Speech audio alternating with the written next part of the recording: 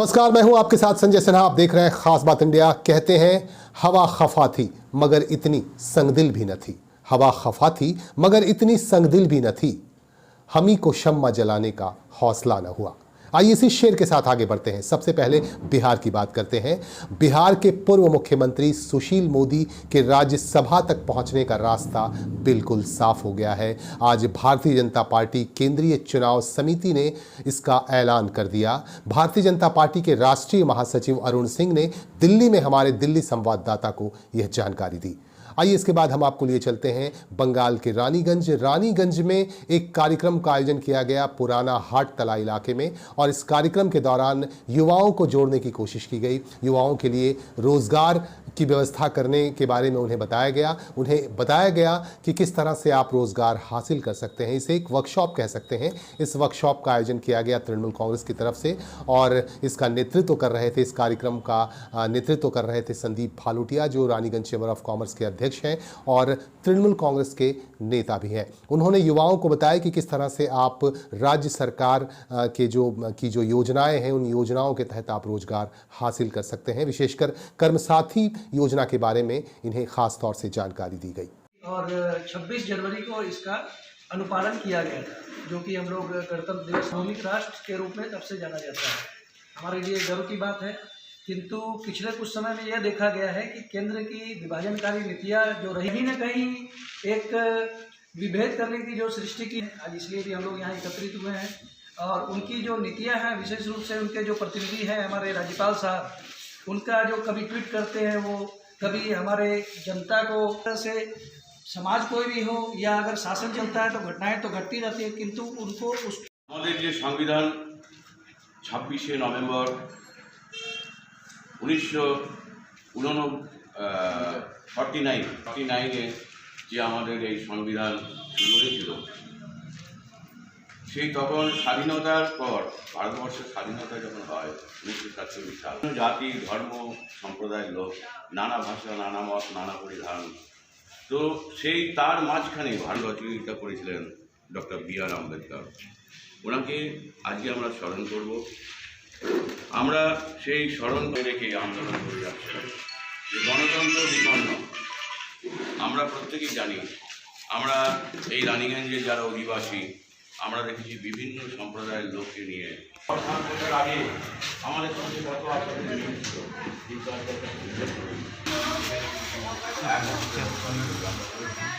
আমরা এখনও করছি। পশ্চিমবাংলা মমতা ব্যানার্জি আমরা অনুপ্রেরণা পেয়ে आपको एक ऐसी खबर से जोड़ना चाहते हैं जिस खबर को सुनकर आप भी हैरान रह जाएंगे, डॉक्टर भी हैरान रह जाता है। आपको बताऊं कि आसनसोल में रहने वाली एक महिला के साथ ऐसा ही हुआ। दरअसल किसी भी इंसान के सीने में उसका दिल धड़कता है उसकी बाईं तरफ, लेकिन आसनसोल के कुमारपुर की रहने वाली 40 साल की जरीना खातून के सीने में दाहिनी तरफ उसका दिल धड़क रहा है, और उसके सीने में थोड़ी तकलीफ हुई।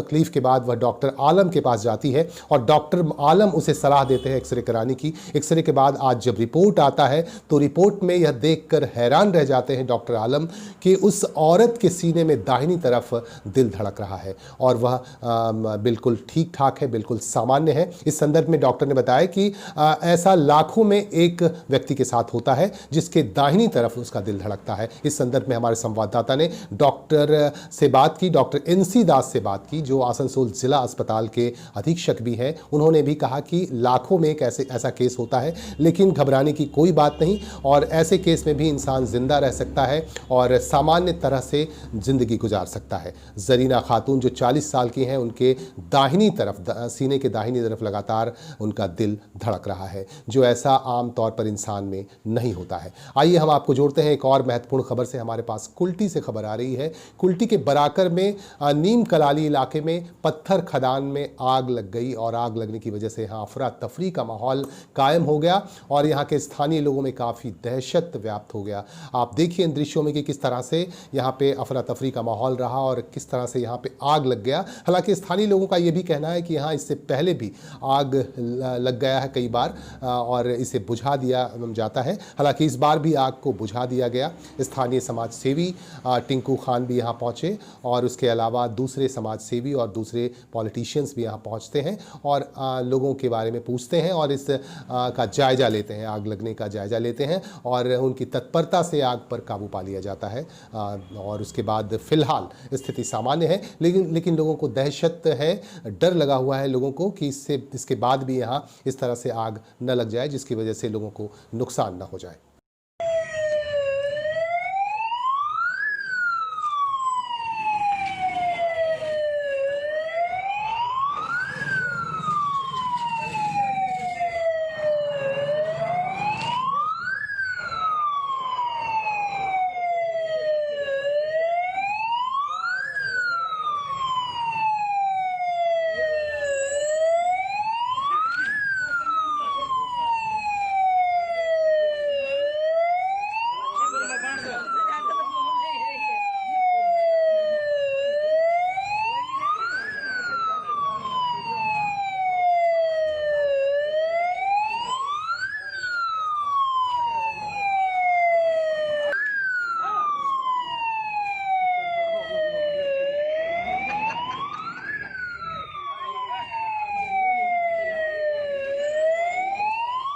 पश्चिम बंगाल की ममता बनर्जी सरकार को आज एक बड़ा झटका लगा। राज्य के परिवहन मंत्री शुभेंदु अधिकारी ने अपना इस्तीफा भेज दिया मुख्यमंत्री ममता बनर्जी को और राज्य के गवर्नर जगदीप धनखड़ को भी उन्होंने अपना इस्तीफे का लेटर मेल कर दिया।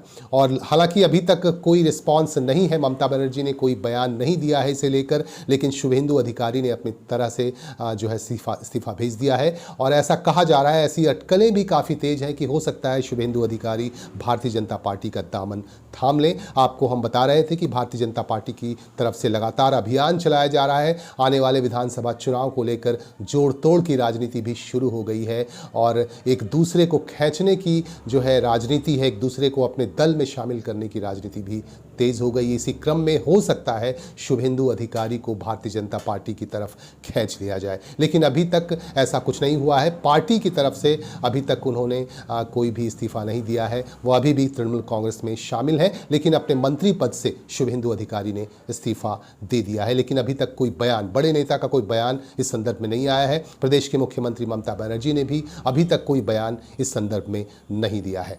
आइए आपको आगे लिए चलते हैं, आपको मुशायरे के बारे में आपको बताते हैं। कुल्टी में एक मुशायरे का आयोजन किया गया। कुल्टी के नियामतपुर इलाके में हमदर्द फाउंडेशन की तरफ से एक मुशायरे का आयोजन किया गया। इस मुशायरे में शायरों ने अपनी गज़लें और कविताएं सुनाकर सबको भाव विभोर कर दिया। और इस मौके पर तृणमूल कांग्रेस के वरिष्ठ नेता और कुल्टी ब्लॉक के अध्यक्ष विमान आचार्य मौजूद थे। उज्जवल चैटर्जी जो यहाँ के विधायक हैं, उनकी मौजूदगी भी मुख्य अतिथि के तौर पर यहाँ देखी गई। कारण এই প্রোগ্রাম আমি ব্লক প্রেসিডেন্ট হওয়ার পর প্রথম দেখলাম, আমার খুব সত্যি ভালো লেগেছে। আমি আশা করব এই ফাউন্ডেশনের তরফ দেখে পরে কুলটি এলাকার প্রত্যেককে যেমন এই প্রোগ্রাম করে তাহলে আরও ভালো হবে। আজকে ডাক্তারবাবুরা যেরকমভাবে সেবা করেছে, করোনায় তো প্রত্যেক জায়গায় আক্রান্ত হয়েছে। আপনারা জানেন দিল্লি সব থেকে বেশি, দিল্লি করোনার কোনো ইয়ে নেই। এখন দিল্লি থেকে কেউ এলেই আমাদের ভয়, দিল্লি থেকে এলে আমাদের করোনা বাড়বে। তো দিল্লি থেকে সতর্ক থাকতে হবে আমাদের।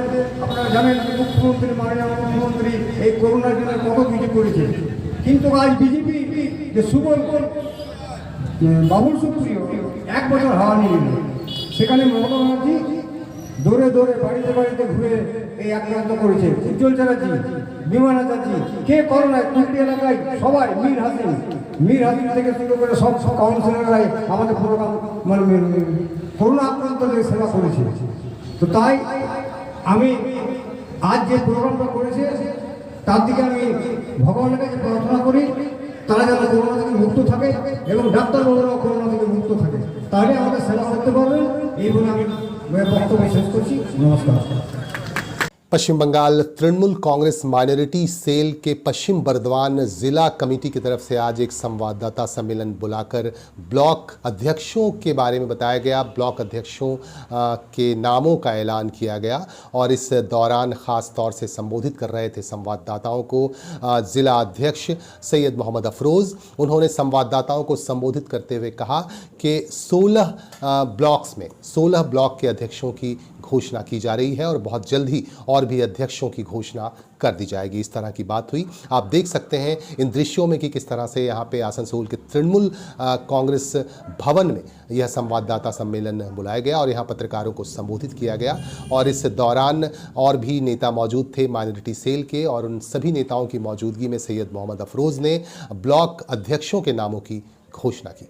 उनकी तकलीफों को दूर करते हुए पार्टी के साथ जोड़ने की हमारी लीडर और हमारे डिस्ट्रिक्ट लीडर कोशिश करते हैं।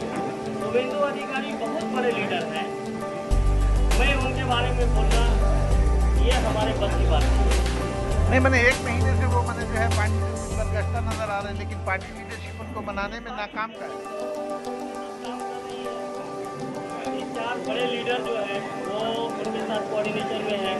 पीके साहब भी उनके घर गए थे, उनसे बात करने की कोशिश की है, उनके वालिद साहब से भी बातचीत चल रही थी।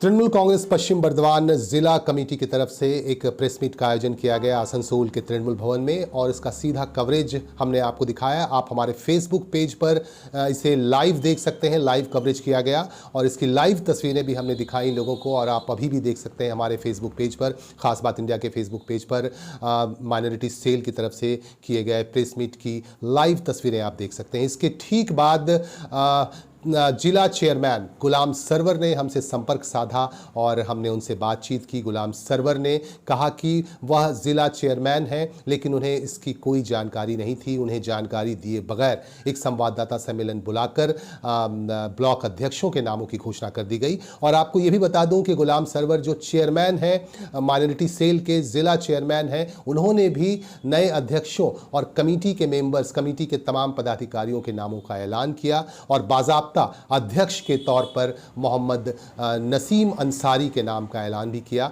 और उनकी तरफ से अध्यक्ष बनाए गए नसीम अंसारी, जबकि पहले से ही अध्यक्ष हैं जिन्हें मंत्री मलय घटक ने नियुक्त किया है, वो है सैयद मोहम्मद अफरोज़। अब ये कन्फ्यूज़न वाली स्थिति है कि आखिर असली अध्यक्ष कौन है।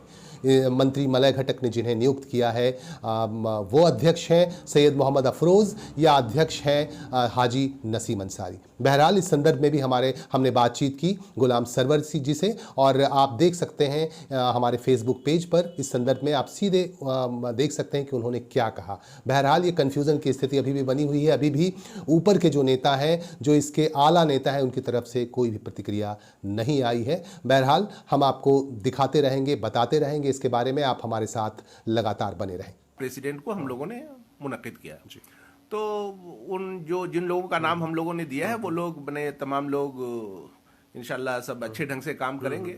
और रही बात प्रेसिडेंट का, तो प्रेसिडेंट हम लोगों के माने चूंकि ये जो है माइनॉरिटी सेल है, ये पार्टी का एक विंग है, ऑर्गेनाइजेशन का एक विंग है। तो विंग के हैसियत से जो चेयरमैन होते हैं वही तमाम कमेटी को तैयार करना और ऐलान करने की जिम्मेदारी चेयरमैन को ही होता है। तो कैसे ये प्रेसिडेंट हुए और कैसे ये अनाउंसमेंट किए, ये हम चाहेंगे कि हमारे जो सीनियर लीडर हैं, जो स्टेट प्रेसिडेंट हैं, वो तय करेंगे कि हम लोग का जो कॉन्स्टिट्यूशन है पार्टी का, उसके लिहाज से क्या सही है क्या गलत है, वो तय हो जाएगा इंशाल्लाह। लखनऊ से हमारे संवाददाता कमाल अहमद खान ने रिपोर्ट भेजी है कि लखनऊ के मोहन लालगंज इलाके में एक युवक को गोली मार दिया गया और उसकी हत्या करने की कोशिश की गई। एक बाइक पर सवार व्यक्ति ने आज शाम को तकरीबन 6:30 बजे गोली चलाई, जिससे शिवम नाम का एक युवक बुरी तरह घायल हो गया। उसे अस्पताल में दाखिल करा दिया गया है। ऐसा बताया जाता है कि राजवीर नामक युवक को गोली मारने की योजना थी, लेकिन गोली कमर में लग गई शिवम नामक युवक की। और इस घटना को लेकर काफ़ी तनाव है इलाके में और पुलिस इस मामले की तहकीकात कर रही है। हालांकि अभी तक गोली चलाने वाले को गिरफ्तार नहीं किया जा सका है, लेकिन पुलिस से जब हमारे संवाददाता ने संपर्क साधा तो उन्होंने कहा कि इस संदर्भ में लगातार तफ्तीश की जा रही है और उन्हें तलाश किया जा रहा है जिसने गोली चलाई, और वह भी सवार था बाइक पर। उसने गोली चलाकर हत्या करने की कोशिश की।